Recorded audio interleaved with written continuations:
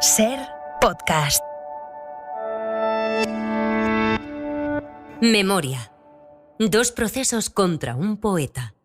A Miguel Hernández le han hecho un consejo de guerra por izquierdoso, por radical, por formar parte del 5º Regimiento, por excitar las peores pasiones de la gente de bien. Le han hecho un consejo de guerra, pero él no estaba porque le dejaron ir de prisión.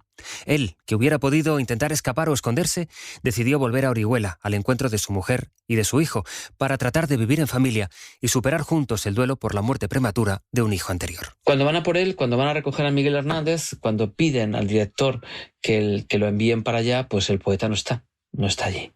Bueno, pues esa falsa libertad es la que Miguel Hernández no llegó a entender nunca, y con esa imprudencia enorme se marchó a Cox al lado de su mujer y su hijo. Así lo recrea el escritor y biógrafo José Luis Ferris, que cuenta el regreso del poeta, marido y padre, a su pueblo y cómo le capturan 12 días después, el 28 de septiembre del 39, cuando venía precisamente de visitar a la familia de Ramón Sigé, a quien había dedicado su famosa elegía. Y a eso de las 5 de la tarde, cuando sale del domicilio y se despide de doña Pura y de don José, pues al coger la calle de San Pablo, enfilarla, pasa por delante del bar La Peña y allí se quedan prácticamente estupefactos pues 2 personajes bastante siniestros, ¿no? José María Martínez Pacheco, el Patagorda, como le llamaban, que era un oficial del juzgado municipal, y Manuel Morel Roger, que era el inspector de la Guardia Municipal. Por supuesto que lo detienen, van detrás de él, lo detienen, se encaminan con él rápidamente al calabozo.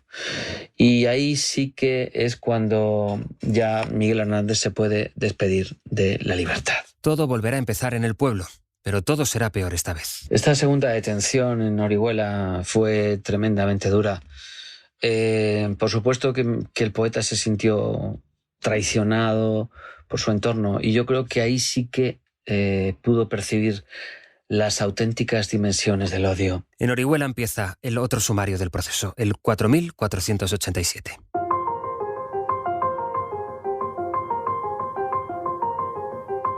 Episodio 4. La traición y las nanas. Miguel Hernández Gilabert, de esta naturaleza y vecindad y conocido por el poeta pastor, se halla detenido en la prisión de San Miguel de esta ciudad a disposición del ser juez militar de esta plaza. Dios guarde a usted muchos años. Firma el comandante del puesto de Orihuela, Salguero Delgado. Iba a ser mucho más dura, más tortuosa que cualquier cautiverio anterior. Algún testimonio, como el de Ramón Pérez Álvarez, nos recuerda que ingresó en el peor de los lugares, ¿no? Estaba abarrotado de gente con unas pequeñas ventanas por las que apenas se podía respirar.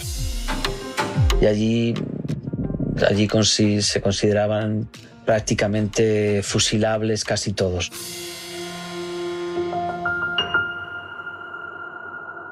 Hernández buscará testimonios en su favor, declaraciones que le puedan servir, porque la declaración de un escritor ya le ha valido una vez, y en Orihuela tiene más a mano a gente que pueda ayudarle.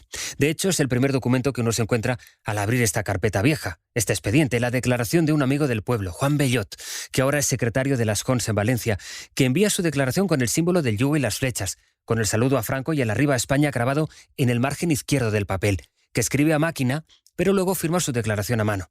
El dirigente falangista, el responsable de las juventudes del régimen en Valencia, al final le echa una mano a su amigo.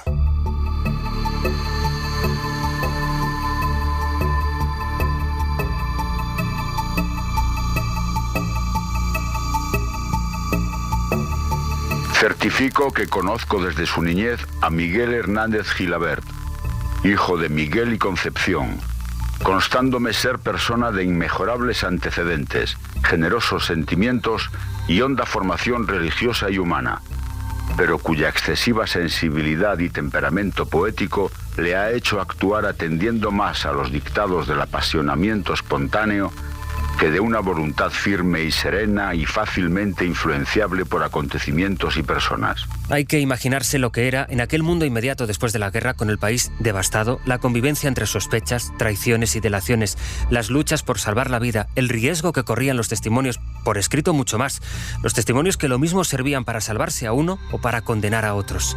Y los otros podían ser parientes, vecinos. Que garantizo plenamente su conducta y actuación, así como su fervor patriótico y religioso que se revela por lo demás en la lectura de su producción literaria.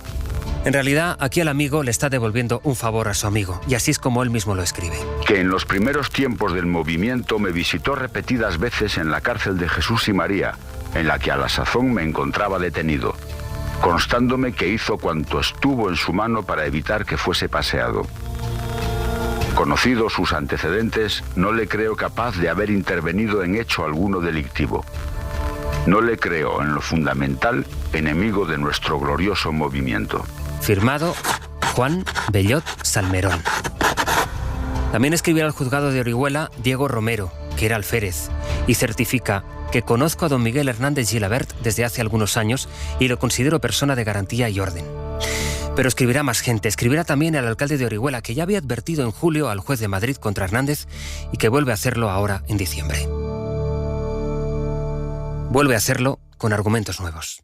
Elemento de izquierdas, afiliado al Partido Comunista, comisario de brigada del Campesino. Ha hecho mucha propaganda roja en periódicos y folletos. Fue a Rusia comisionado por el gobierno rojo. Fue uno de los que arengó a las tropas rojas en el asalto al santuario de la Virgen de la Cabeza. Dios guarde a usted muchos años. Orihuela, a 4 de diciembre de 1939.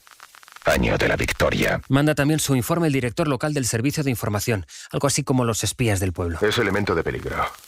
Afiliado al Partido Comunista, comisario político de la Brigada del Criminal. Es un elemento peligrosísimo y despreciable por todos los buenos españoles. Por Dios, España y nuestra revolución nacional sindicalista. El juez llama a declarar a uno de esos agentes, el subinspector Hermenegildo Gil, y de aquella declaración levantan acta. Que conoce a Miguel Hernández y le consta que antes de iniciarse el glorioso movimiento nacional era de ideología izquierdista, que después de iniciada la guerra se destacaba como un izquierdista de los más avanzados. Fue comisionado a Rusia por el gobierno marxista, creyendo el declarante que fue en plan de propaganda de la España roja. Una a una se van incorporando los testimonios a favor y las delaciones. El juez llama a un testigo, Luis Tormo Fons, que además de decir de Hernández que era izquierdista y que alentó a las tropas en el asalto al santuario de la Virgen de la Cabeza, no porque él lo viera, sino porque así lo publicaron los periódicos, dice también que en una ocasión vio al poeta vestido con las insignias de delegado político de la compañía. Todo aquello fue un golpe y eso se acabará viendo en su obra, en sus poesías, como describe la profesora Carmen Alemany. Personalmente debió ser un golpe durísimo para el propio Miguel Hernández porque son sus paisanos, los oriolanos, los que lo denuncian. De manera que, aparte de esa situación en la que él ya ha vivido cárceles, ahora son los de su alrededor, los que han sido amigos de la infancia, los que le están denunciando.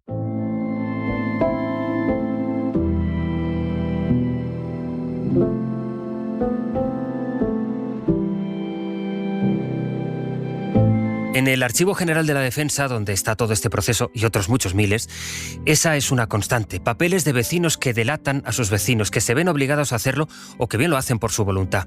Aunque el director del archivo prefiere ver la otra parte, la cantidad de cartas y declaraciones que también se hacían a favor de los detenidos. Y yo he visto documentos donde acusan a una mujer porque se dice o se le acusa o tiene una acusación de que ha estado en su piso, vivía gente o era en un lugar donde venían a estar a veces miembros de un determinado partido, y todos los vecinos de su edificio, por ejemplo, firman a favor diciendo que no lo hacía. Es decir, hay casos también de solidaridad, de defensa entre los ciudadanos, sin ningún tinte político. Es decir, las propias personas también se defienden. Hay algo que el director del archivo describe y que impresiona, y conviene pararse un segundo en eso. Hemos dicho ya que aquí se guardan multitud de papeles, kilómetros de papeles, que aquí duerme, en fin, la memoria. Y a veces hay quien quiere despertarla. Pasa mucho en los meses de enero, después de las reuniones familiares de la Navidad, en las que se habla del abuelo que hizo la guerra, del pariente que se exilió. Bueno, pues ahí la memoria despierta y entonces hay familiares que acuden a este archivo, que se presentan y que rastrean información de sus parientes. Usted mismo puede hacerlo si quiere. Es un archivo abierto, es público. Ahora, tenga cuidado, que suele pasar que uno no encuentra lo que ha ido a buscar. Nos vienen muchas veces familiares a consultar, no solo investigadores, sino familiares a consultar documentación o un consejo de guerra de algún bisabuelo, de algún familiar o algún amigo, puede ser.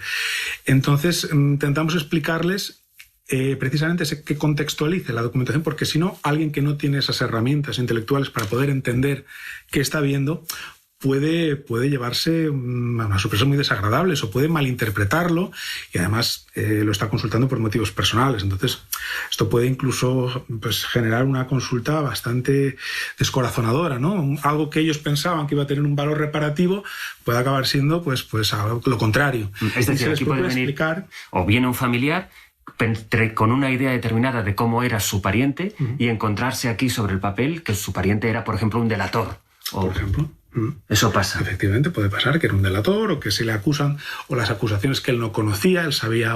Muchas veces los familiares tienen ideas pues, vagas o transmitidas oralmente, tradicionalmente, en conversaciones familiares que aquí se contrastan con, no digo la realidad, digo otra realidad diferente.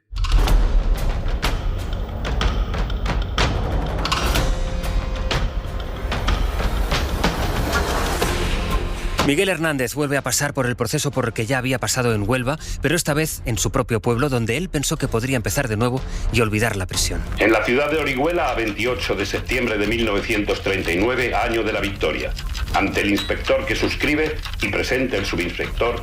Otra vez la declaración ante la Guardia Civil. Comparece el detenido Miguel Hernández Gilabert, casado, mayor de edad, el que interrogado convenientemente dijo que al estallar el movimiento se encontraba colocado en la editorial Espasa en Madrid. Otra vez el interrogatorio y la máquina de escribir para levantar acta y firmarla. Niega que tuviera en dicha brigada cargo de comisario político, a pesar de afirmarlo así un folleto que ha sido publicado en Valencia. También niega que saliera en viaje de propaganda al extranjero ni a Rusia con gestión alguna. Se trasladó a Sevilla y viendo que allí no podía darle solución a su problema, resolver su situación. Otra vez la declaración ante el juez, ante el que ya da alguna pista del por qué fue liberado. Así consta en aquella transcripción que también lleva la firma del poeta. Salió de la cárcel, cree que por intercesión de José María de Cosío Pérez, Sánchez Mazas, Eugenio Montes, según le dijo... Es importante que aparezca aquí el nombre de Sánchez Mazas, que fue ministro de Franco, que tendrá luego una intervención decisiva para Miguel Hernández. Conozco bien los caminos. Conozco los caminantes del mar, del fuego, del sueño, de la tierra, de los aires. Y te conozco a ti, que estás dentro de mi sangre. En la cuna del hambre,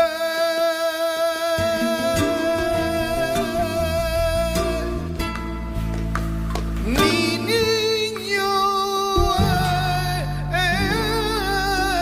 estaba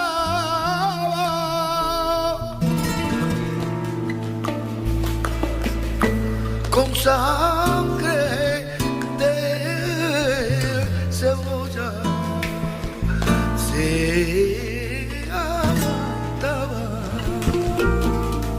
Hernández le entrega al juez los certificados de su amigo Juan Bellot, del alférez Diego Romero.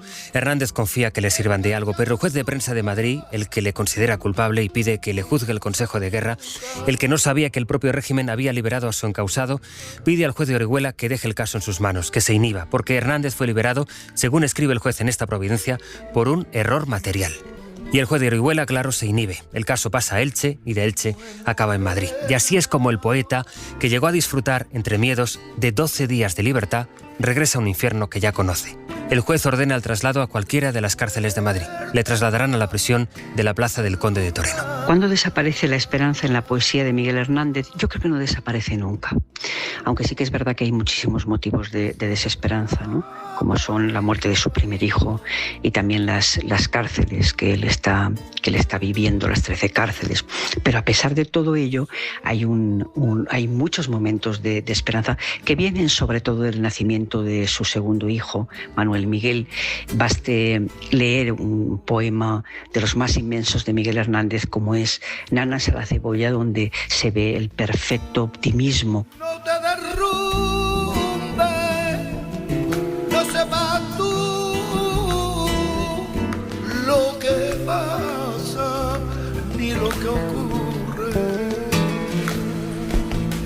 No te derrumbes, no sepas tú lo que pasa ni lo que ocurre. Memoria.